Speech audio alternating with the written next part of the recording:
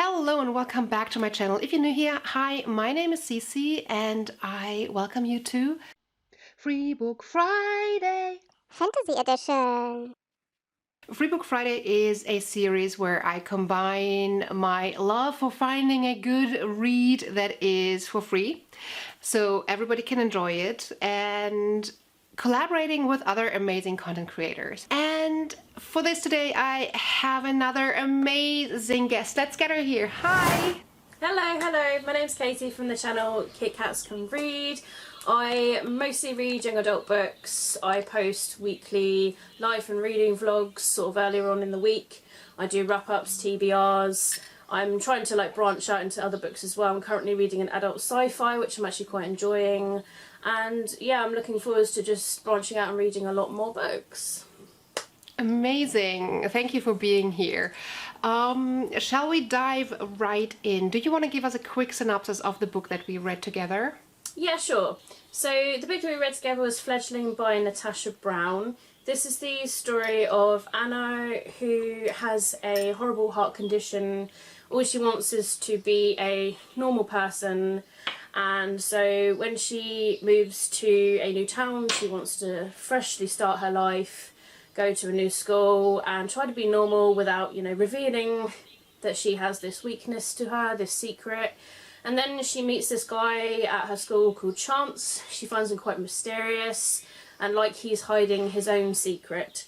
And so she sort of has to go along whilst protecting her own secret, maybe also trying to find out his as well. So it's a paranormal story that it revolves around these two.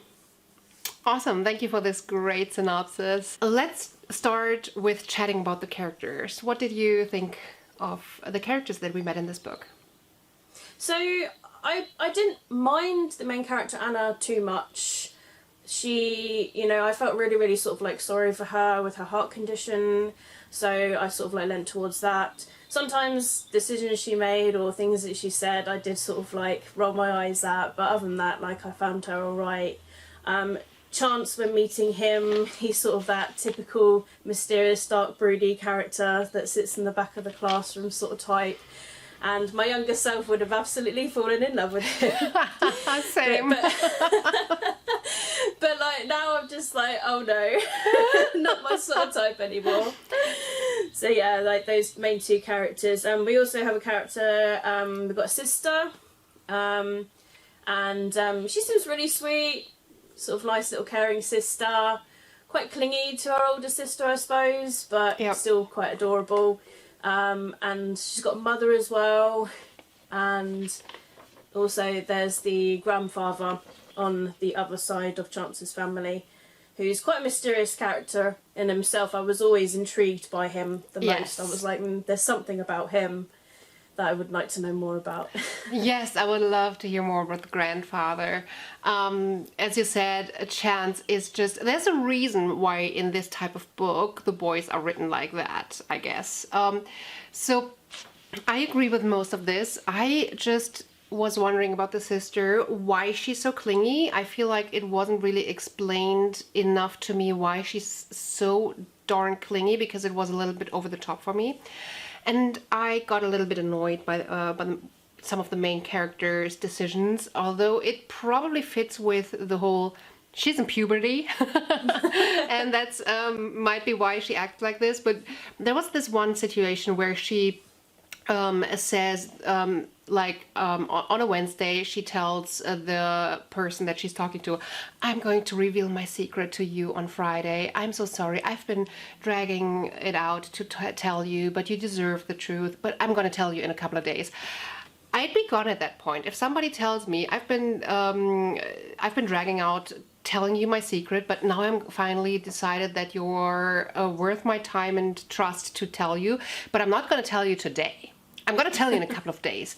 I'm like, oh my gosh, are you serious? Make up your mind. If you want to tell me now, or don't tell me. But yeah, don't play these games. Oh, yeah. I would hate that so much. But yeah, she was a little bit annoying at times, but probably realistic teenager annoying. yeah, definitely. I'll get you on that. Let's chat about the plot line, about the storyline. What did you think of the story overall? I mean, when I was sort of first reading it, I was like, okay, you know, I quite like where this is going, you know, this mysterious element. I always like books with that sort of mysterious buzz around it. And then the more you sort of like find things out, you're like, okay, it could be a little bit better, could be revealed a bit better and everything. And sort of as it was progressing and getting like near towards the end, to me it came out a little bit cheesy of a plot line. I was like, okay. But when I sort of, you know, plot wise at the end, I was sort of thinking, you know, do I like this book enough to continue? I mean, I'll talk more about that later anyway at the end, but yeah, just it definitely has something that's intrigued me. So I'm sort of intrigued by the plot line, definitely. And look forward to seeing like the other books in the series, like where that plot line will extend to. That makes total sense. I think that it's a very typical plot line that I'm just might be a little bit too old for, but I feel like there's a very valid market for it. The paranormal kind of, I mean, let's just be real. This has very, very heavy leaning on Twilight vibes. Might even be heavily inspired by Twilight, if not copied little bits of it, like some tropes. And I might just be too old for this. I feel like it's a combination of Twilight and The Fault in Our Stars. So like having Twilight and this like heavy sickness combined, and there's, yeah, I mean, I think there's a big market for it. I'm just not the market, but I see that it is a valid thing to write, and I did enjoy it in parts. The only question that I have is around the cultural appropriation. I can't tell. I literally, I'm sitting here and I want to know if it's something concerning or if it's fine, because I have no idea, and I need to do a little bit more research on that. I started Googling it, but I couldn't find an answer. If that nobody has raised it before that I've seen pretty like immediately, but I know that a lot of people have raised it with Twilight, and I have a feeling that this is very, very similar to how indigenous people are portrayed to how it was portrayed in Twilight. And I know that a lot of people complained about the cultural appropriation in Twilight. So I'm assuming there might be an issue with this, but I don't know. Yeah, it's very difficult. I'd like to know more about the side of that sort of like culture. Like maybe it's explained more in the other books. I'm not entirely sure, but that was quite an intriguing side of it as well. Like with the pendants and everything, that was quite interesting to me. Yeah. I do think it's interesting. I just wish I knew if this was problematic or not. And I kind of feel uneasy not knowing if it is. Yeah, definitely. That's why I'm sort of in the sense of like, do I continue and see like maybe something, does it get better? Maybe it has a second book that's just really powerful, like sometimes they are. So let's just move on to the writing style. What did you think of the writing style? Oh my goodness. Oh, this writing. just the dialogue is the funniest part. Just the things that they would be written to say were, I mean, I did roll my eyes quite a lot. I was like, oh, really? Like, what I didn't like in particular about this writing is that the characters' names of the sisters were very similar. And I would always be getting lost between what sister, like Ava and Eva or whatever their names are. They were so similar. I was like, wait, what? And then it was the fact that Natasha used the actual first names of the parents. Yeah. So like Melissa, and then I'd be like, who's Melissa? When you know, for me, I'm quite simple. Just say, Ava's mum. But yeah, when you bring like Melissa into it after they use Ava's mum once, I'm still not like, no, I'm not used to it yet. And we never hear her calling her Melissa, right? It's not like something that is incorporated in how they treat each other, is it? No, I mean, like literally, it's in within the first page. That's when I first got confused because I remember it saying Ava's mum, Melissa or something like that. And then from then on, it just said Melissa said this, Melissa did that. And I'm like, hang on a minute. Who's Melissa? Is she an older sister or something? Right. Yeah. So it took a while to get around that sort of writing with the characters. Because it was the same with the other characters as well, like with the grandfather, he was given a name as well. So, I didn't even notice that. Yeah, I can't remember what it was now, but like, yeah, just he had a name, and then I was like, why don't you just say grandfather? Like, Yeah. I don't know. Yeah, that's what kind of irritated me about this writing. I think I've seen a lot in other books that they don't necessarily just say mom or mother, but they then say Mrs. and then the last name. So it's easier to say this is a teenager and this is the adult by just saying Mrs. last name.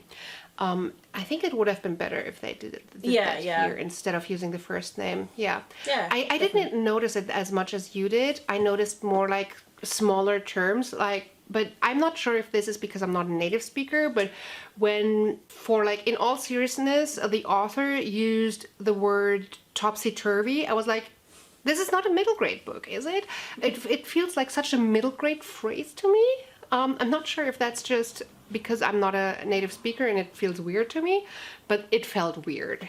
Yeah, I'll be honest with you, like, even just the phrase topsy-turvy, nobody really uses that in books. So, when I came across that sentence, I was like, this is weird. It doesn't fit. It felt like it didn't fit. Mm-hmm. Yeah, same. And then what I did not enjoy about the writing style were two things. One was that we have quite a lot of info dumping and direct speech. I'm not a fan of that. It's like I'm trying to get around being info dumpy by having one person tell the other, no, it's still info dumping. And the other thing that I did not enjoy as much in terms of the writing style is that the author, they decided over and over again to write how heavy the Anna secret is on her and how awful it is that Anna has to carry around the secret. And I'm a big fan of show me, don't tell me, but the author kept telling me how heavy this secret was on her. And I was just wanting a little bit more from the author at that point. But I mean, it's not dramatic. It's not a dramatic criticism, but it could have improved the enjoyment a lot. Yeah, definitely. I think we are getting through this quite quickly because we have very similar feelings overall for this book.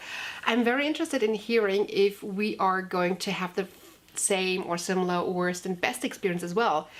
Shall we start with chatting about what we felt was worst about this book? Yeah, sure. So I think for me, the thing that was putting me off the most, because there were moments where I did put it down. I was like, oh, I really don't want to read this. And I think that is just the cheesy lines, the things that they would say, the decision making, that they were stalling for certain things and the actions they did. Sometimes I was just like, oh. Yeah. So I was kind of like waiting for something to happen. And I think that's just what annoyed me the most. It was definitely like the beginning part of the book. I found the second half not so bad, but definitely the first half of the book I found the most difficult to push myself through. I've actually put down a few quotes that I felt were just so cheesy, so annoying. It's the drama. It's not that it's just cheesy, it's that it's so overly dramatic. It's like this, oh my gosh, it's all over drama, like the world is going to end drama kind of thing. It might be quite realistic that teenagers feel this dramatic, but some of the quotes were, she'd grown to need him like air to breathe, or because her secret could never top this. And the third one that I wrote down as being too cheesy and too dramatic, wild horses couldn't keep me away. Yeah, I remember laughing at that line. Yeah, it's like, oh, come on. I completely agree. Everything is just way too dramatic. The whole trope of the love being potentially dangerous, like physically dangerous for a sick person kind of thing as well. It's like, oh, it's just so much drama. But I think what I felt like was actually the worst thing from my perspective was the creeper stalker behavior that we also have in Twilight. And I feel like is exactly, it's not exactly copied, but it's like if you took anything from Twilight, why didn't you just leave this out? Pretty much the boy says, after I met you, I wanted to learn more about you, and he chooses to do so by visiting her every single night without her knowing it and just watching her. That's not okay. No, it's not okay. It's creepy stalker behavior, and we should not romanticizing that. I feel very strongly about not romanticizing this kind of behavior, right? Yeah, definitely. You like just, and I feel like Anna just knew that he was there, like, because she was like, "But wait, were you this animal?" And I was just like, okay. Like, and he just matter of factly admits it as well. Yeah, and she's not even like, wait, what the actual F? You were like on my, like, well, I thought nobody was watching, you were watching me. Yeah. Be gone. Like, and it's almost like she was like, oh, okay, fair enough then. Yeah, exactly. It's like this should be raising all red flags, and you should be like, I'm gonna stay away. But no, they're in love. Yes, they saw each other for a second, so obviously they're in love. Oh, but yeah, I mean, maybe I'm just too old for this trope. But I was literally, the thought I was just thinking was like, if I was younger, I would be loving the insta love. I'd be like, yeah. But yeah, maybe not the insta love, but I mean, we might be moving right into what's the best bits here. But the dramatic love is something that I would have loved as a teenager. Yeah, I mean, I love dark, broody characters when they're done pretty well, but when it's in a paranormal sort of novel, I still like those characters anyway. I probably would have, like I said earlier, fallen in love with this Chance character and been like, oh, you know, it'd be really cool to have an animal boyfriend, you know. So, what do you think was best about this book? I quite liked the grandfather side of things, finding out about those necklaces, and you know, I'd love to learn more about the grandfather and that side of things. I feel like they didn't touch too much on that, and that's what intrigues me the most. I just love to know more about the shape-shifting and everything about that sort of side of things. And, you know, maybe about the other families that are against them. I'd love to know more about why. Yeah. There's a lot of potential here, yeah. Yeah, definitely. I agree. I think I just didn't pick that as one of the best things because, as I mentioned earlier, I am not sure how much we have an issue with cultural appropriation here. But I agree that it's a very interesting bit, and if it's done correctly, this would probably make my one of the best things list. What I feel like is one of the best things in this book, it's sort of related. I love that the paranormal aspect has rules that are realistic, and there's some realism what the book is advertising itself to be, right? And this shapeshifter, he pretty much, when he shifts, the clothes just drop and he runs around naked, and then he has clothes hidden all around the area. But like, isn't that really similar to Twilight though, like with the werewolf character? Like, doesn't, because when he changes to a werewolf, his clothes rip, like, don't they? So it is very Twilight-like in that, but yeah. I feel like I've mentioned that I feel like a lot of things were stolen from Twilight, but what I haven't seen done in Twilight, granted I haven't read all the books, but that Chance is hiding clothes all around the place so that when he shifts back, he has clothes to go to because he's naked. And I love that. Yeah. Can't imagine the cost of the clothes. Oh my! I mean, come on. If you look into my wardrobe, I would have spare clothes to hide everywhere. So just saying. I mean, it doesn't need to be your perfect, like your best gowns or whatever. It just needs to be something so that you're clothed. And I love that aspect because it just feels. It brings some realism to the paranormal. And I love when a book does that. So I loved that the most about the book. And yeah, I mean, the overall feeling, I think that I would have loved this book as a 16-year-old. I would have got lost in it. I would have gotten all dreamy-eyed, and I would have enjoyed it so much. Yeah, definitely. Like the lower sort of teen end, I would say. Like even my 13-year-old self probably be really swoony. Yeah, definitely. I think this is everything that I have for the book. Do you have anything else that we've missed chatting about? No, I believe we covered quite a lot actually with this. Awesome. So let's start off with the rating. What rating did you end up giving it? So after like a lot of thought, I was sort of thinking about the characters, how did I feel about the book, would I continue it and everything.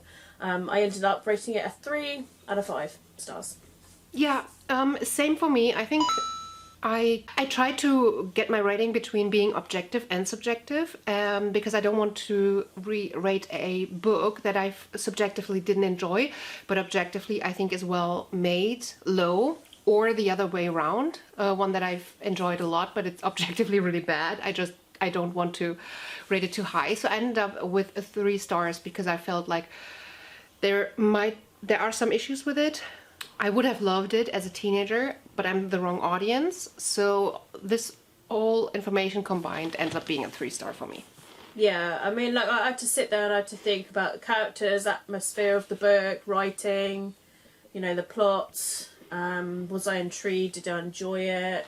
And, you know, was there like logic to the book and things like that? And mostly it was 5s that I was thinking, like in my head, I was like, I feel like it's a in the middle score. But yeah, the most that I was liking was like the plot. I was sort of thinking, oh, this plot's quite intriguing, you know, I probably would continue on with this just to see where it would lead and where the characters go next, what's going to happen with them. So yeah, overall, like 3 for me was an okay book. So it's just the fact that, you know, I'm reading it now as a 31-year-old and, you know, half my age, I probably would have loved it. So yeah. Agreed. Very much so. All right, should we go into the verdict?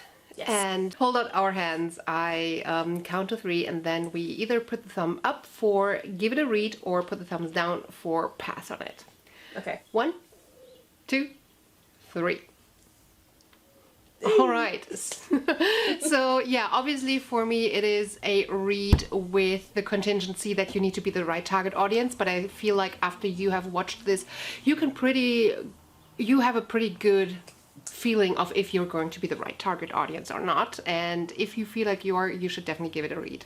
Yeah, I definitely agree with you on that. Like, you know, both of us reading it now and then loving it when we're younger. Yeah. All right. But yeah, at the same time, I feel like, you know, give it a try anyway if you like paranormal books, because if you love Twilight as well. That's a good shout. Yeah, definitely. Agreed.